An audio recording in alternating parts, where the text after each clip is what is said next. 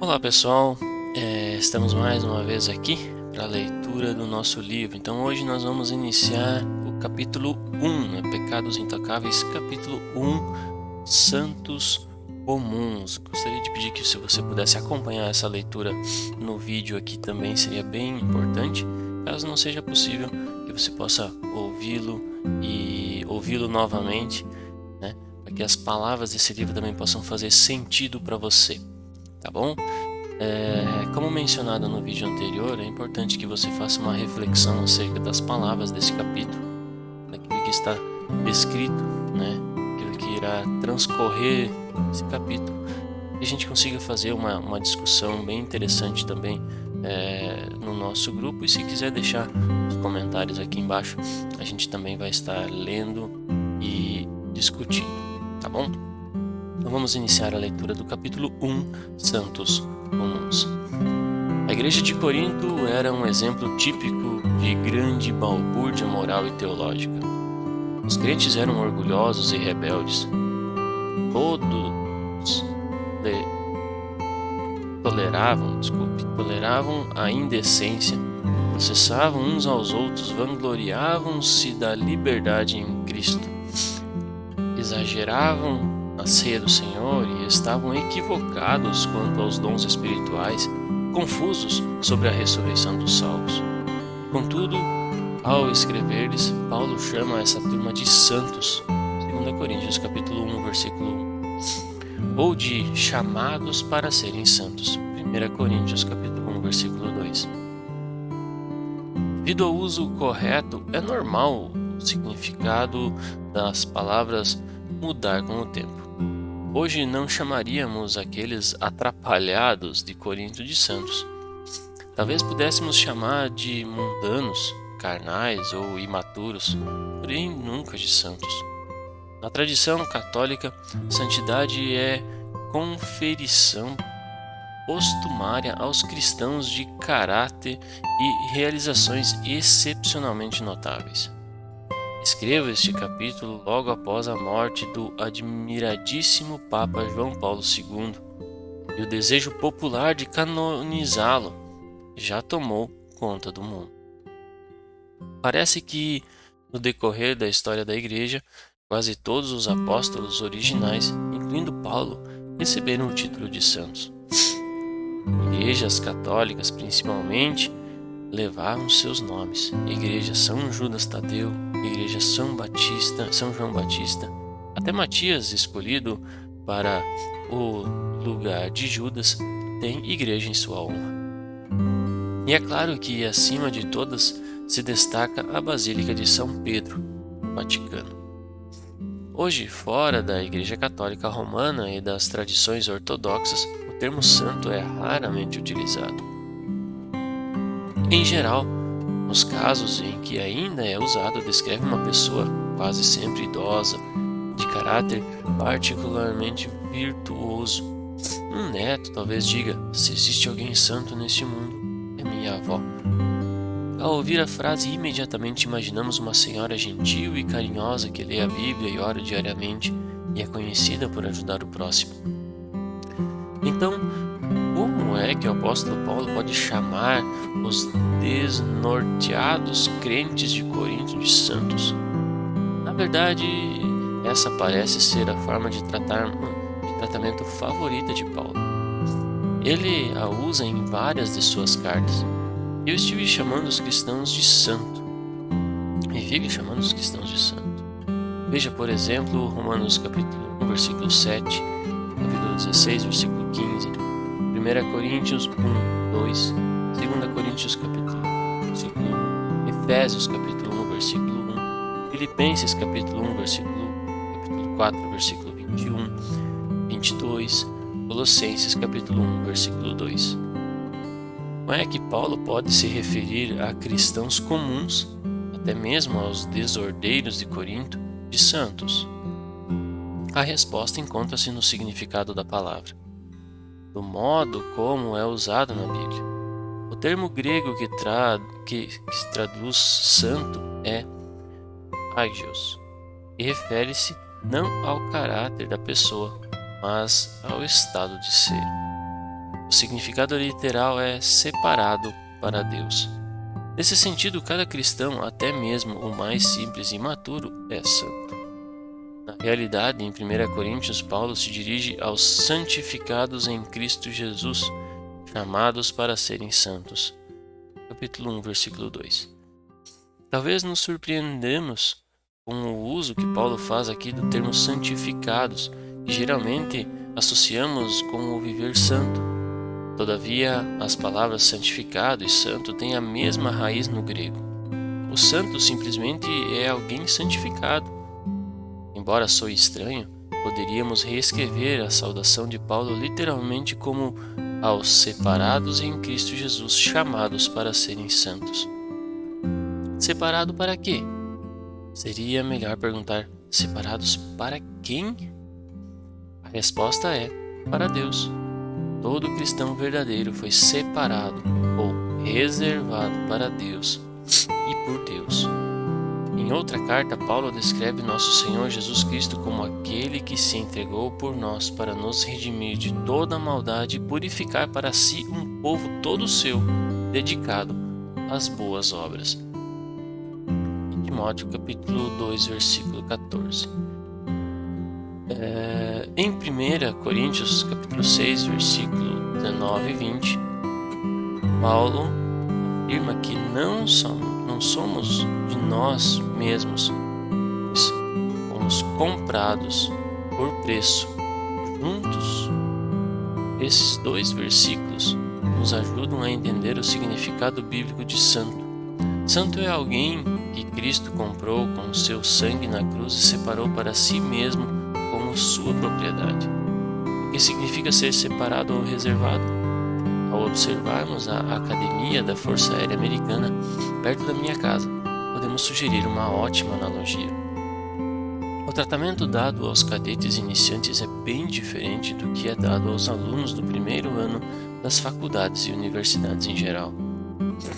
A partir do momento em que pisam na academia e durante todo o primeiro ano, os alunos ficam sujeitos a uma disciplina rigorosa, cujo objetivo é transformar adolescentes tranquilões em cadetes bem disciplinados que se preparam para a carreira de oficial militar.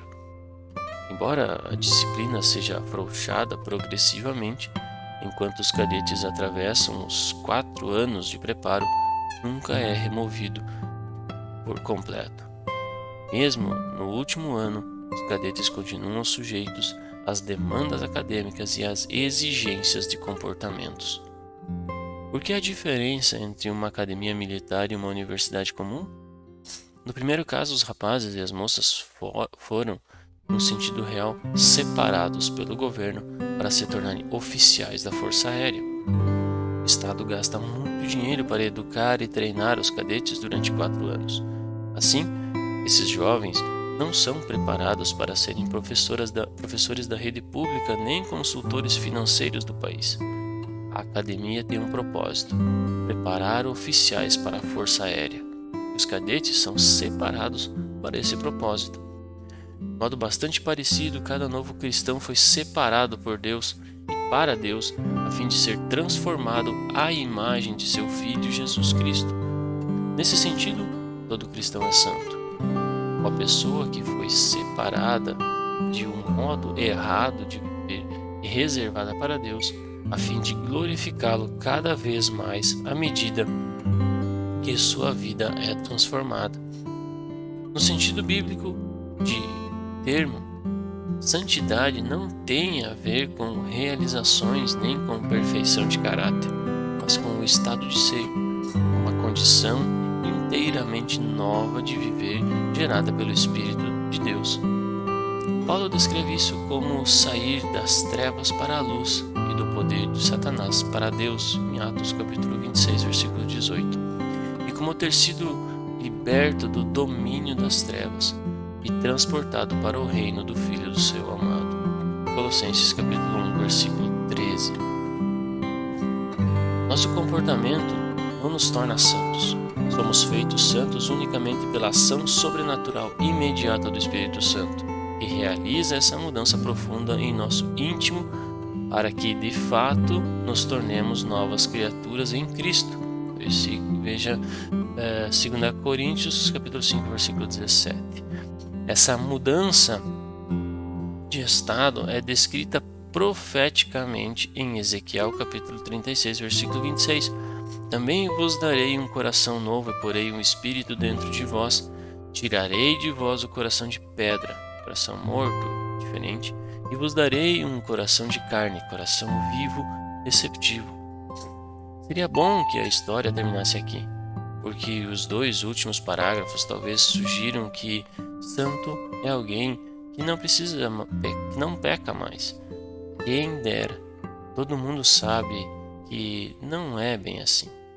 Paulo, pelo contrário, se formos bastante honestos, confessaremos que pecamos o tempo inteiro em pensamentos, palavras e ações. Até mesmo nossas melhores atitudes são manchadas por motivos impuros, curados e por uma vivência imperfeita. E quem de nós se atreveria a dizer: amo o próximo como a mim mesmo? A igreja tumultuada de Corinto é a maior evidência de que nós, os santos, pecamos demais em nossas atitudes e ações. Por que isso é verdade? Qual o motivo da desconexão entre o que Deus aparentemente prometeu e o que experimentamos em nosso viver diário? Encontramos a resposta em versículos como Gálatas 5,17. Porque a carne luta contra o espírito e o espírito contra a carne. Eles se opõem um ao outro de modo que não conseguis fazer o que quereis. A guerra entre carne e o espírito, descrita em Gálatas 5,17, acontece diariamente no íntimo de cada cristão. É por esse motivo que Pedro, por exemplo, nos incentiva a abstenção dos desejos carnais que combatem contra a alma, em 1 Pedro capítulo 2, versículo 11. Então, apesar de 2 Coríntios 5,17 e Ezequiel 36, 26 falarem sobre a mudança definitiva que sempre ocorre no íntimo de cada novo convertido, o resultado visível dessa mudança não é instantâneo e absoluto. É progressivo e contínuo nessa vida.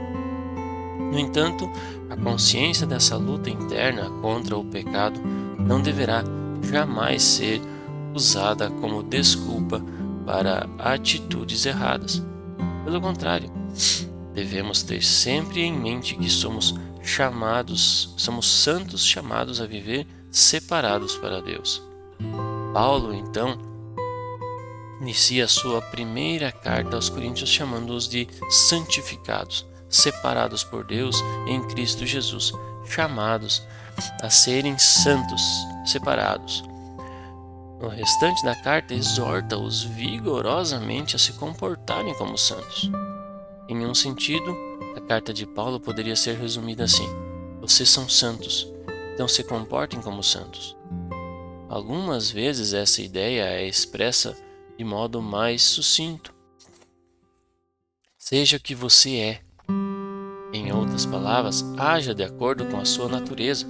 Embora o termo santo basicamente descreva a nossa nova fase como pessoas separadas para Deus, ele traz em si a ideia de responsabilidade de vivermos como santos no dia a dia. Quando fui oficial da Marinha nos Estados Unidos, há meio século, a expressão conduta imprópria a um oficial nos era bem familiar. A expressão abrangia desde ofensas menores punidas com uma repreensão até coisas sérias que exigiam corte marcial. Contudo, a frase descrevia mais do que um comportamento anômalo. Mostrava que o comportamento foi inconsistente com o que era de se esperar de um oficial militar. O oficial em questão havia falhado em seu compromisso de agir como deveria. Como cristãos, seria bom, adotarmos uma expressão parecida, conduta imprópria a um santo. Isso nos refrearia na hora de agirmos de forma errada, não é mesmo? Ao fofocar, ao ficar impaciente ou com raiva, iríamos nos lembrar de que essa conduta é imprópria a um santo. Temos, em princípio, não em grau, agido igual aos coríntios. Temos vivido de modo inconsistente com o nosso chamado. A Bíblia tem uma palavra específica para a conduta imprópria de um santo: pecado. Assim como a conduta imprópria de um oficial abrange uma variedade de comportamentos inadequados. A palavra pecado abrange uma variedade de seus comportamentos e envolve de adultério, fofoca, de impaciência, assassinato. Claro que o pecado tem graus de seriedade, mas em última análise, pecado é pecado. É uma conduta inapropriada a santos. No entanto, um de nossos problemas é que não nos vemos como santos, com a responsabilidade de viver como santos conforme nossa nova condição. E também não achamos que práticas como fofoca e impaciência sejam pecado. Pecado é o que os não salvos fazem. Então, vacilamos em qualificar de pecado a conduta imoral e antiética da sociedade como um todo. No entanto, não pensamos da mesma forma quanto ao que eu chamo de pecados aceitáveis pelos santos. Na verdade, nós, como a sociedade em geral, vivemos em estado de negação do nosso pecado. Tratemos agora do pecado de nossa insistência em negar que ele existe em nosso viver. Bom, encerramos aqui o capítulo 1 desse livro. Que a gente possa refletir nessas palavras e orar ao Senhor, que o Espírito Santo de Deus possa revelar no nosso íntimo onde nós podemos colocar em prática essas palavras, como podemos colocar elas em ação no nosso dia a dia, a ponto de que realmente essa leitura possa fazer diferença nas nossas vidas. Como nós temos constantemente ouvido e aprendido através do púlpito da nossa igreja, não basta apenas nós ouvirmos a palavra, precisamos também praticar essa palavra. Bom, que Deus abençoe e nos vemos na leitura do próximo capítulo.